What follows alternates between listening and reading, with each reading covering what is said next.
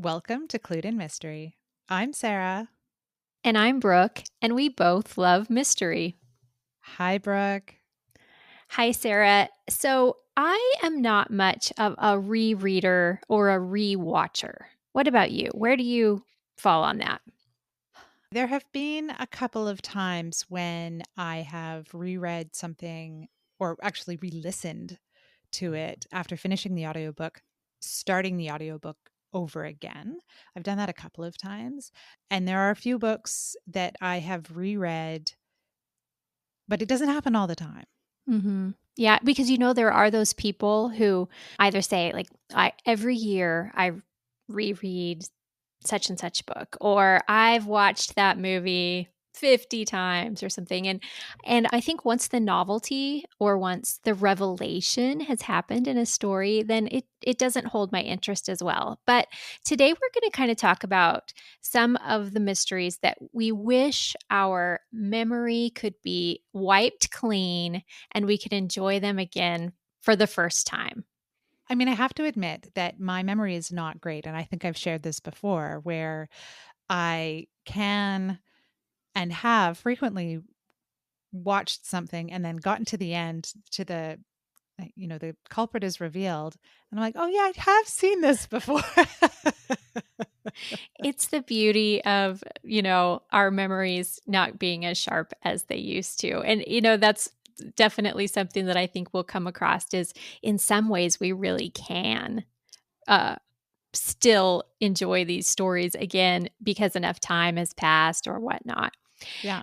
So I kind of thought about it in what are some of the movies that I really wish that I could get that first viewing again, and then some of the books. And my movies include most of the Hitchcock shows. My favorites are Vertigo and Rear Window. Those are two of my favorites. And I loved The Sixth Sense. And I remember that, gasp at the end. Um, and then also The Others, which has a very similar it's a Nicole Kidman movie, and it has that similar big twist at the end.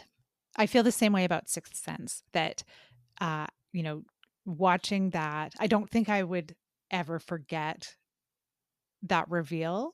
And so Mhm. I will never be able to rewatch that as I can, rewatch episodes of Midsummer Murders, for example, Mhm. because I just don't remember who in the town was the bad guy that time. Sixth Sense, I think, is definitely one of those films that you can only really have that gasp once, right? Mhm. To rewatch it would be for me, through the lens of like, how was this reveal built up to, right?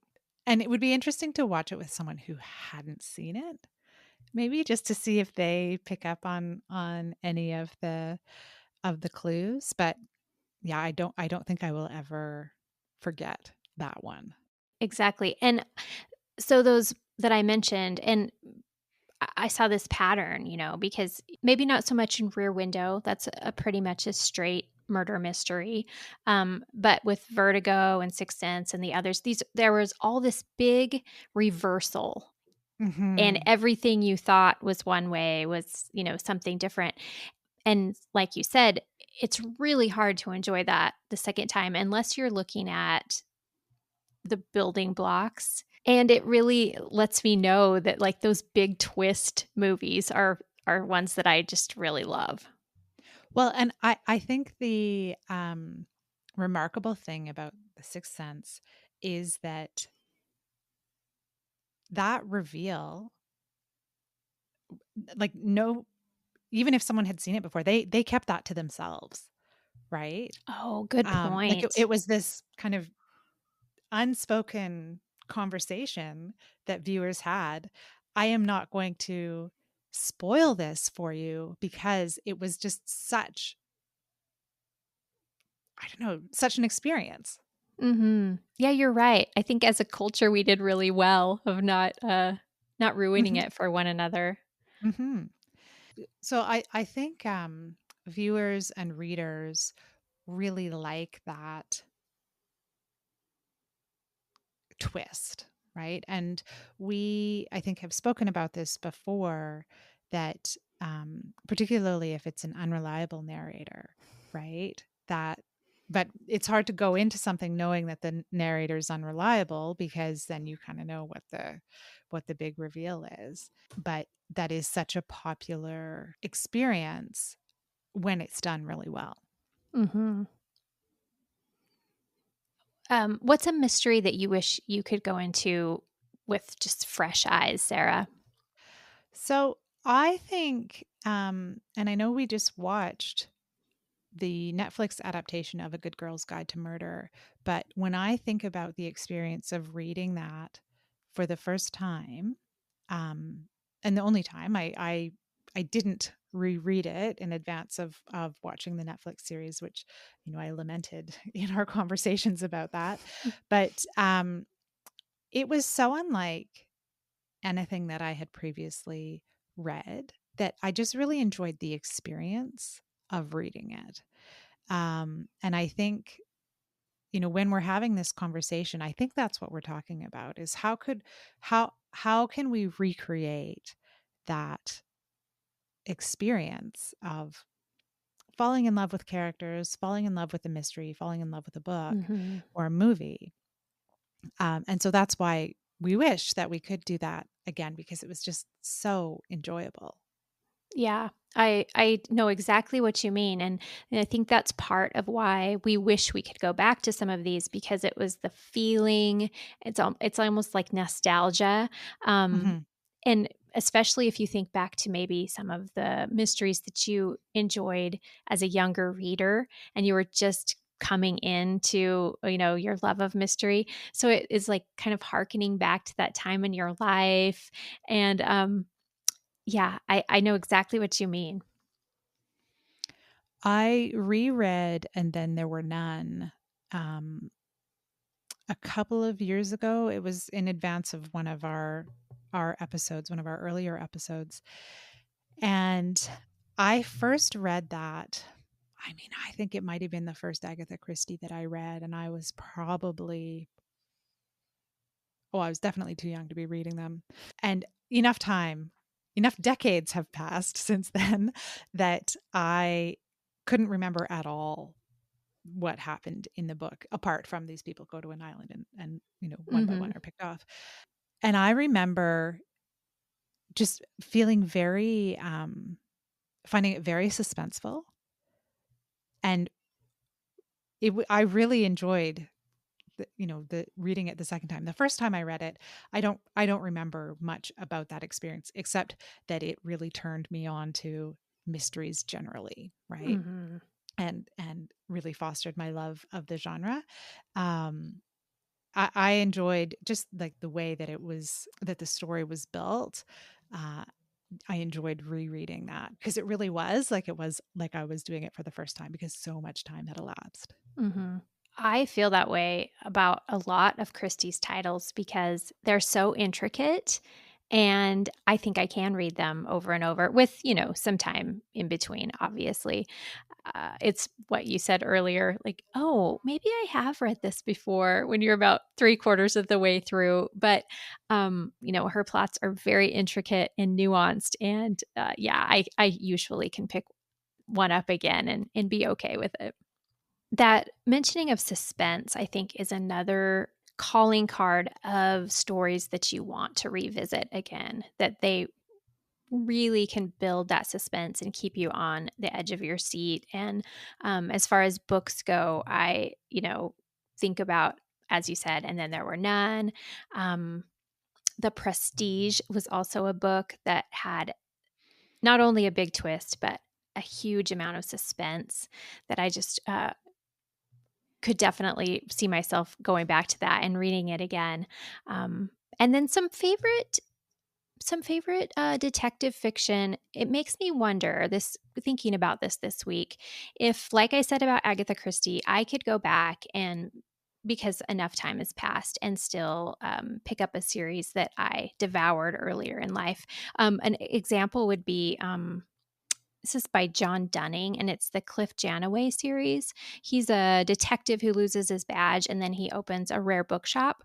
And I was probably in high school or early college when I read, I think there's 5 books in the series, but this week I've been thinking, well, maybe I need to revisit that because I just loved that series so much. Well, and there is something um, comforting. You mentioned kind of the nostalgia of revisiting something that you enjoyed when you were younger, right? And maybe your life was simpler or Mhm. whatever. Um, and I feel that way about Alan Bradley's series. So the first book is The Sweetness at the Bottom of the Pie, and I have read that. It's probably the mystery that I've read the most number of times. And each time I read it, I am struck by just the writing. I think it's beautifully written and also a great mystery. And so it's one of those. If we're going to talk about literary mysteries, I would put it in there. But it just feels so comfortable to read. Mhm.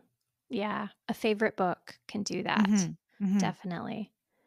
I always am very impressed when you talk about, you mentioned it, that occasionally you'll finish a book and then turn right around and begin it again. And you're kind of encapsulating just what we talked about because you know the ending. You might know if the narrator is reliable or not. Then with the author's eyes, or just intense mystery fan eyes, you go back and experience it again and sort of see how the author put it all together. Yeah, I did that with Richard Osman's Thursday Murder Club, the first book, and I think I did that with the fourth book in the series as well. Those characters, I think anybody who reads them just falls in love with the characters, and but I thought it was just that first book was a really cleverly done mystery as well. I actually did it more recently with The Reappearance of Rachel Price, which is written by Holly Jackson, who also wrote A Good Girl's Guide to Murder. And I thought it was very cleverly done, and I wanted to unpack that. Hmm. Yeah, I think it's super smart, primarily from an author standpoint, but also just if you're a fan, because it kind of trains you for what you're going to watch for and think about in the next mystery. And maybe you'll unravel it before you get to the end of the book. Well, I don't know, Brooke, if I get trained that well because I'm taken by surprise most of the time when I read a book. As am I, Sarah. Um, Another book that I had on, that kind of came to mind is The Silent Patient. And I think I just enjoyed the twist of that book. I thought it was cleverly done and the kind of experience of, I can remember where I was because I was listening to that. And I was on a run and I can remember I was crossing a bridge when the reveal happened. And so every time I cross that bridge, it makes me think of the book. Oh, that's fantastic. I know what you mean about listening to an audiobook and being able to remember where you were at certain points of the story. Isn't that a cool phenomena? But um 100% The Silent Patient falls into that same category of some of those others we mentioned because, you know, everything changes and what you thought you knew the whole time is completely different. And yeah, another great book. And Anthony Horowitz's Moriarty is another one that I can remember where I was when um, when I finished the book because it was just such a great ending. Yeah. Yeah. So these are, although we cannot re-experience these stories for the first time again and get quite the same thrill that we did the first time. I think that these are probably all stories that we would put on our list of like highly recommended, because they're going to be things that we know are going to really be satisfying and thrilling to readers. So we'll definitely, obviously, have these in our show notes. So I think it goes without saying that if you're looking for something, these would all be great reads or watches. I think another book, and this is maybe what is it that brings you back to reading another book in a series, right? Might be another way to look at this. So I don't necessarily need to reread the books that I've already done, but I know I will continue to read the Peter Grant series, or sorry, Peter Grant is the detective, the Ben Aronovich series, The Rivers of London. And again, it's, it's the characters, but it's also the mystery and the setting. And actually, it is probably a series that I would reread those books in a couple of years once I've Hmm. completely forgotten how they end. Yeah. And I think it's nice when a series has come to a close too, because then when you go back to revisit it, there's, usually that through line. And that means that if the series is completed, then you get that complete arc too, if you wanted to reread the entire series. One thing that I've noticed, Brooke, with my son and his reading is that he will reread or ask me to read with him a book that I know he has read multiple times already. And I wish that I had asked him about this before we were speaking today, because it doesn't it doesn't bother him at all. Yeah, I hadn't thought of that, but at some point in our reading development, because I can remember reading, the same book over and over. Certainly you do it when you're very small because the books are very short, but even when you get up to reading chapter books, sometimes there's something you just love about a book and you'll read it many times. I don't know when that really goes away, but I wonder if it has to do with what you said earlier about it being like comfortable and there's just something really cozy and nice about where this is going. I think you're absolutely right. Well, Brooke, this has been a lot of fun talking about mysteries that we would watch again or read again, either if we could experience them for the first time or not. It has, Sarah. This has been really good. And it's brought back a list of mysteries that I've experienced in the past that now I'm thinking I might want to return to after all, even though I'm not a big rereader. So, and thank you all for joining us today on Clued in Mystery. Until next time, I'm Brooke. And I'm Sarah, and we both love mystery.